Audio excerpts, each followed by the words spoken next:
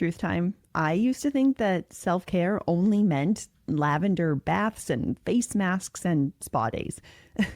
Pinterest really did a number on me. But it turns out that that is just one very tiny version of what self-care can actually look like. And it might not be the one that your ADHD brain really needs.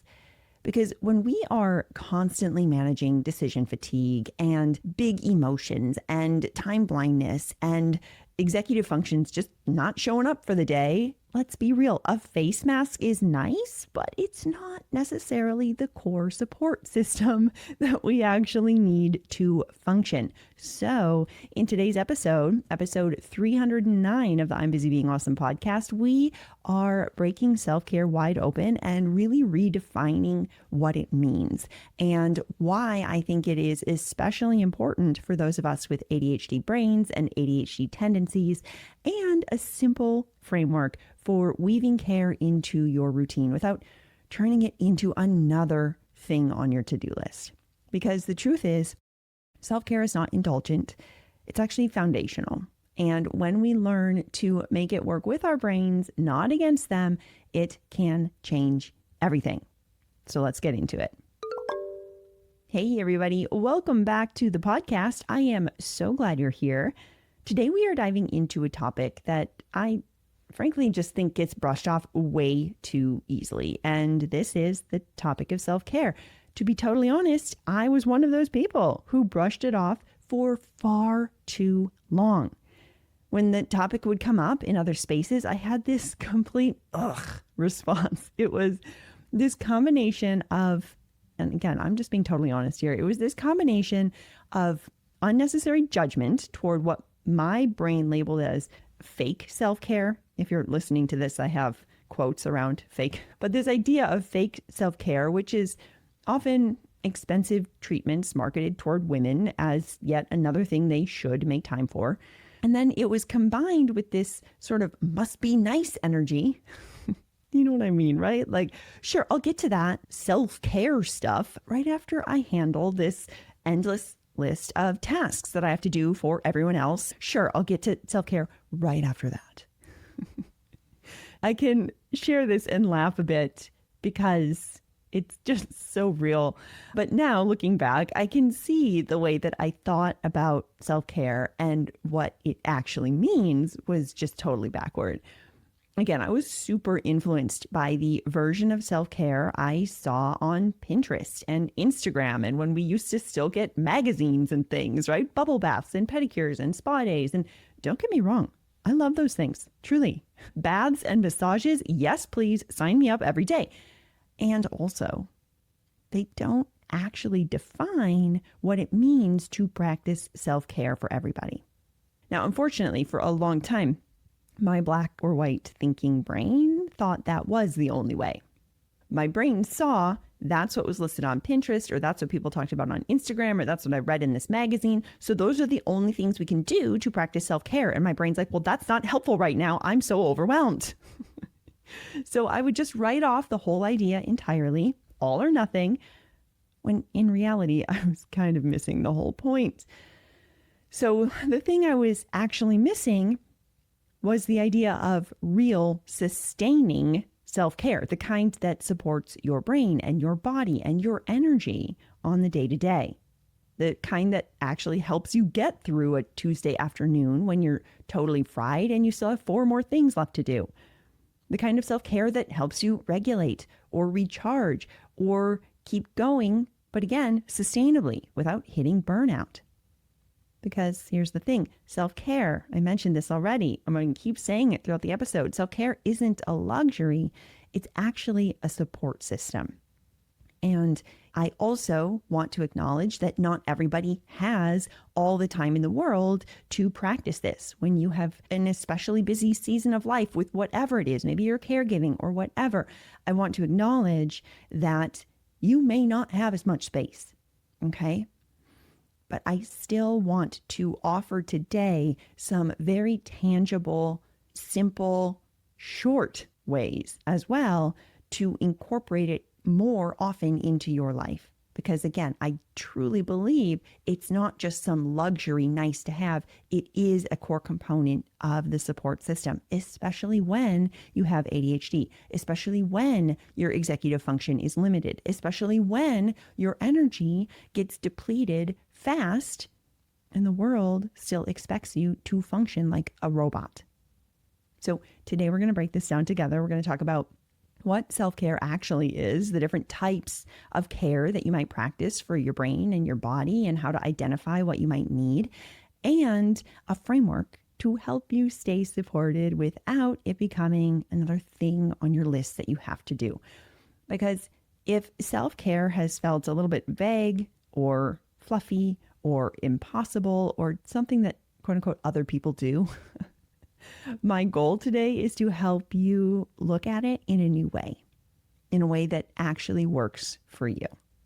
So let's start by talking about what self-care is. Let's redefine the word, because a lot of us, clearly, as I've shared already, have some baggage around the word. Maybe it's been overused or misused or sold to us as something that's only allowed if we quote unquote earned it. But here's the truth. Self-care is not an indulgence. Again, I'm going to keep coming back to this. Self-care is not an indulgence. It is a maintenance. It is how we care for our system, our brains, our bodies, our emotions, so we don't break down. And if you are someone with ADHD, that system, our system, tends to get overloaded a lot quicker than we'd like. Okay, this is how our wiring works. We burn through our executive functions faster.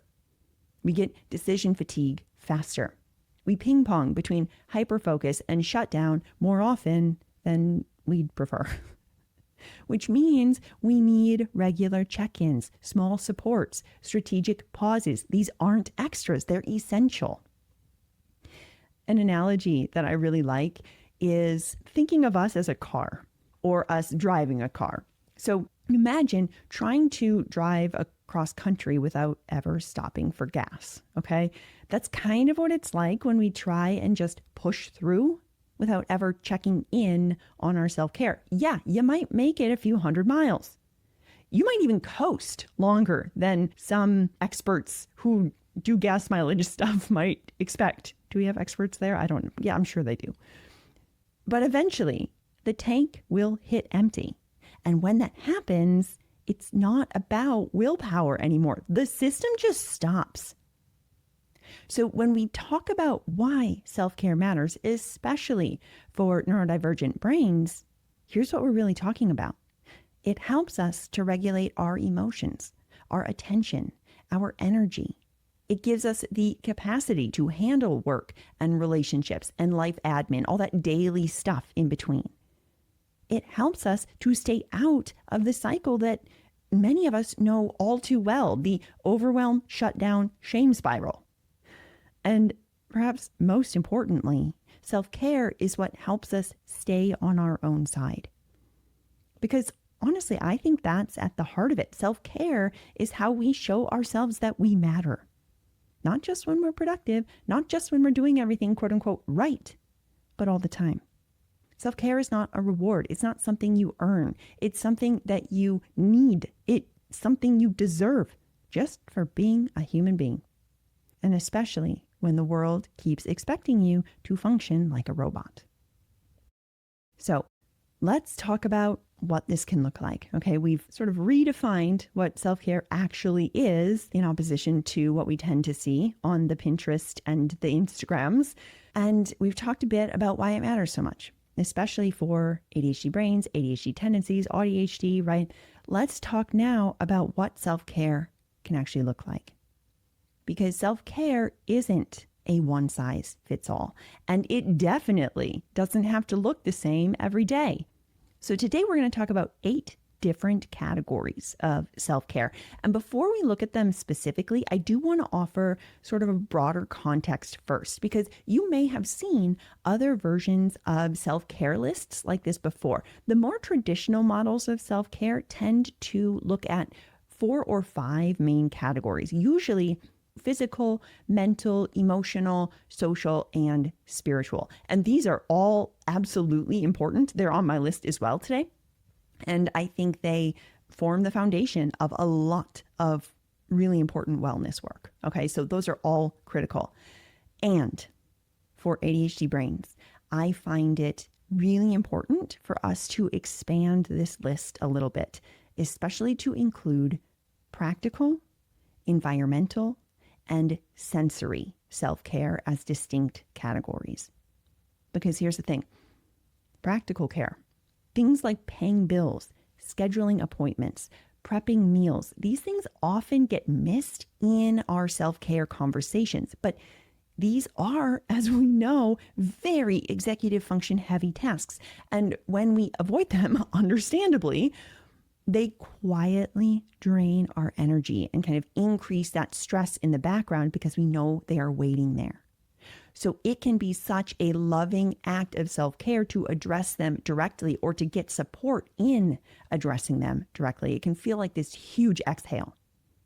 Similarly, environmental care really matters for a lot of us with ADHD brains and ADHD tendencies because our surroundings can really impact our focus. That visual clutter, the noise, the chaos can overwhelm our systems quite quickly. So when we take a bit of time to tidy a corner or to clear off our desk or clear off a counter, it might seem small, but it can make a very significant difference and can be such a powerful act of self-care. And then finally, sensory care. This is really essential for those of us who live with a lot of sensory sensitivity, or on the flip side, you often seek stimulation. So whether your nervous system is overstimulated or understimulated, tuning into your senses and adjusting those inputs, again, is one of the fastest ways to regulate and reset when we're navigating sensory issues. So that's kind of a disclaimer I want to make. And I want to remind us we don't have to memorize all 8 of these or do them all every day or every week, okay? I just want to make sure that we have these distinctions because that can help us get more specific about what kind of support our brain or our nervous system might actually need in the moment and what kind of care will actually help. Because again, sometimes looking at those lists, you're like, okay, my brain is melting right now. I don't think I need a face mask or a pedicure. Okay. And maybe you do. If that is, I'm not poking fun, that might be really soothing for you. And if that is, I love it for you. And for the brains who are like, self-care just isn't for me, those things don't support me, it might be that we just need a more extensive list of what care can look like. So with that in mind, let's do a quick run through of the 8 different categories of self-care. Each one is going to support a different part of our system. And you may find that you need one at one point in the day or the week, and you need to turn to something else at another time, or maybe something that once worked is not working at a different time. That's okay. That's why we're going through lots of examples so you have that menu from which to choose. Okay, so I'm going to give these examples for each so you can start noticing how your body's feeling, where your tank might be running low, and what might feel the most supportive for you. So the first area is cognitive self-care. This is care for your mind, especially when you're feeling foggy or mentally overloaded. Maybe you're bouncing around between 47 different tabs in your brain and then 68 different tabs literally in your browser, okay? So this type of self-care might look like turning off your notifications for an hour. If you want some help on taming those notifications, by the way, I will link to my episode that is specific to that, how we can use reminders and notifications more effectively for our brain. So if that is something that already piqued your interest, check the show notes for that episode. But again, it might look like turning off or changing notifications on your tech devices. It might look like doing a brain dump to clear out the mental clutter. Maybe your brain is just super chatty and you can't track anything and you just need to get it out. It might be doing that brain dump, that thought download, or doing it in a talk to text sort of situation. It could be saying no to one more decision tonight and just ordering your favorite meal from whatever restaurant. Okay? This is about offloading the mental pressure, not adding to it. Number 2 is emotional self-care. So this one is all about helping you to feel your feelings, okay? And giving those feelings space to exist without judgment. So this might look like creating space to journal or talking to your therapist, or maybe you text a safe friend who has been doing this work too and they get it. Maybe it's putting on a playlist that helps you actually feel that emotion instead of bottling it up. I know I've mentioned this in other podcast episodes, but I'm going to say it again here. I love to go onto Spotify and search for the mood that I'm feeling. So I might type in overwhelmed playlist or annoyed playlist or sad playlist, and whatever comes up, I will use that as a way to kind of move through the emotions. So sometimes self-care is letting yourself cry. Sometimes it's reminding yourself with love, you know what, it's okay. And you're allowed to feel disappointed or frustrated or sad. It makes sense. And we don't need to fix it right away. Allow your body to feel through the emotion without needing to solve for it. I assure you, when you allow it to come up, that's when it will pass through. All right. Number 3, sensory self-care. This one is for your nervous system. A lot of us ADHD brains are overstimulated or understimulated. And so this category can really help to regulate that input. So you might turn down the lights if you notice that the bright lights are hurting your eyes or something. Maybe you put on noise canceling headphones because there's a lot of noise around you. Maybe you lay under a weighted blanket for 10 minutes just to have some stillness. On the flip side, it could look like adding sensory input when you feel flat or foggy. Maybe you play some music. Maybe you move a bit. Maybe you pull your favorite scented lotion or essential oil or something, maybe something with peppermint or spearmint or something to kind of re-engage your brain. Okay. So whether you need to add or remove sensory stuff can be really supportive. Number 4, we have physical self-care. So this is about tending to your body, not for productivity or for performance or anything like that. It is for sustainability, for caring for your wellness. So this might look like getting enough sleep at night, or at least trying to. I know we can't force ourselves to sleep once we're in bed, but working toward it. Maybe it's drinking more water. Maybe it's taking that short walk or stretching for 5 minutes between meetings. This is something that I'm working on doing, is in between my client calls, just standing up and doing some stretching. Right? So it's not about rigid routines or doing things perfectly. It's about doing these small supports for your body so your body can keep supporting you. All right. Number 5, spiritual self-care. So this one is all about connecting to something bigger. Maybe it's connecting to your values. Maybe it's connecting to a sense of meaning. Maybe it's connected to something bigger like a God or the universe or whatever it means to you. Okay. So this could be through prayer or meditation or breath work or spending time in nature. Maybe it's volunteering. Maybe it's reflecting on what really matters to you right now. Maybe it's practicing gratitude. If you've been feeling really untethered, or you're slipping into that like, ugh, who cares? This is the category that often needs some extra attention. Number 6 is social self-care. So this is the one that tends to trip up a lot of us, especially when we are overwhelmed or masking. So sometimes social self-care does mean reaching out and being around people who really see you and get you. Other times it means saying no to one more social obligation. Okay, so it's not always about seeing more people. It's not about how many people you see. It's about how truly connected and supported you feel with others. Then we get to number 7, which is environmental self-care. So this one is about creating a space that helps you feel calm or clear, just a little less frazzled. So as I mentioned earlier, it might mean tidying the space on your desk or one part of your desk, or maybe it's something like opening a window, opening the shades, clearing off all the screenshots and random documents on your desktop background that you have to see, right? It doesn't need to be a total overhaul, Those small changes in your environment can have a huge impact on how your brain feels. In fact, we just had our windows cleaned last week, and in our kitchen, we have these blinds, and we pulled them open to get the windows cleaned and stuff. And I was like, oh my gosh, the entire feel of the kitchen changes when we pull open these blinds. Now, some of you are like, yeah, duh. But I just kind of forgot about it. We have them drawn and they're like the slatted ones, so some light comes in. But when you fully open them, oh my gosh, it just changes the entire feel of the environment. Then we have number 8, which is practical self-care.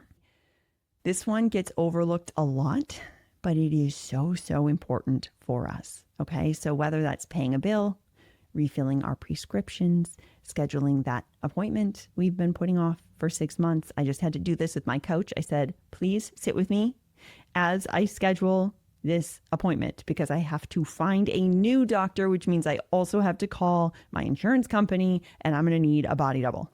Okay.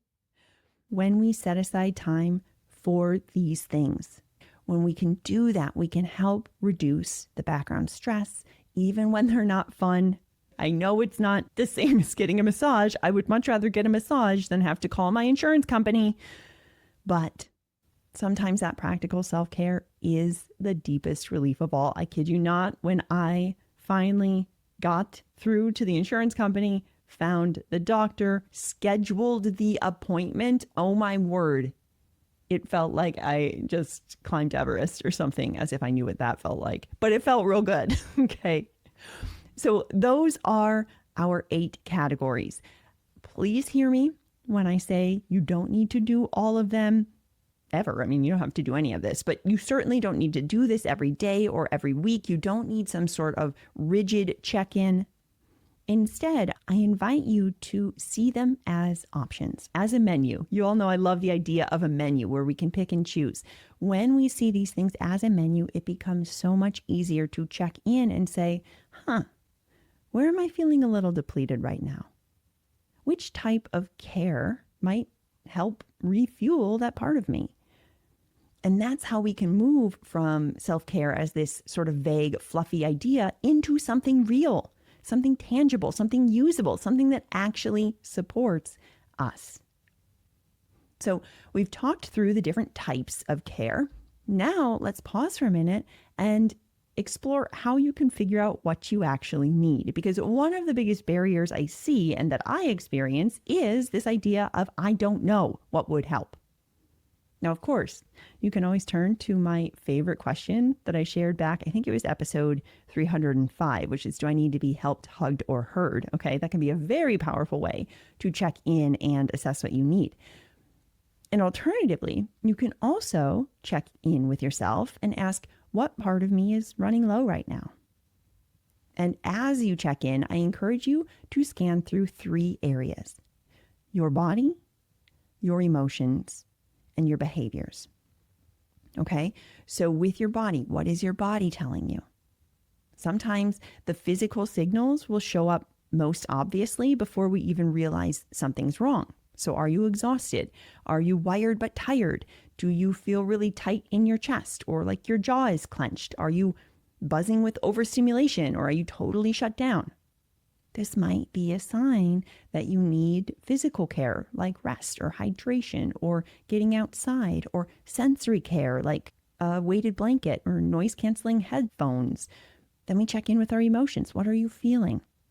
Or are you feeling anything? Sometimes we don't know what emotion we're feeling. We're just kind of feeling off, or maybe we're totally flat. Maybe we're irritable or anxious or shamey or low-key sad, but we don't really know why. Okay, these situations might signal that we need a bit of emotional care, space to process, or journal, or really just kind of name what's happening. Maybe we need a bit of social self-care, like texting that friend who gets it and who helps you feel safe and seen. Sometimes self-care is setting a boundary in these situations, or it's letting someone in. Again, it can be lots of different things, and that's why we want to check in with yourself. And then we have behaviors. What are you doing or maybe avoiding Okay, this one can be sneaky, but behaviors really give us some clear clues. Are you maybe avoiding something that you normally really enjoy? Or are you snapping at people in situations where you're like, that usually doesn't bug me? Or are you hyper-focusing on something really random instead of the thing that you wanted to be doing? If so, these might be signs that you're running low in maybe cognitive care with too much decision making or too little white space, or practical care. Maybe it'd be super helpful to knock out one of those low lift tasks to quiet the mental chatter of making the hair appointment or whatever it is. Maybe it's spiritual care. When everything seems kind of disconnected, how do we reconnect with what matters? Now, the key here is not to slip into over-analysis, okay? What I'm talking about here is a quick moment to pause and ask, what part of me is running low right now? What kind of care might refill the tank even just a little bit? Because sometimes self-care is saying no, sometimes it's texting a friend, sometimes it's sitting in silence with your eyes closed for 90 seconds while you let your nervous system catch up with you. The practice is checking in.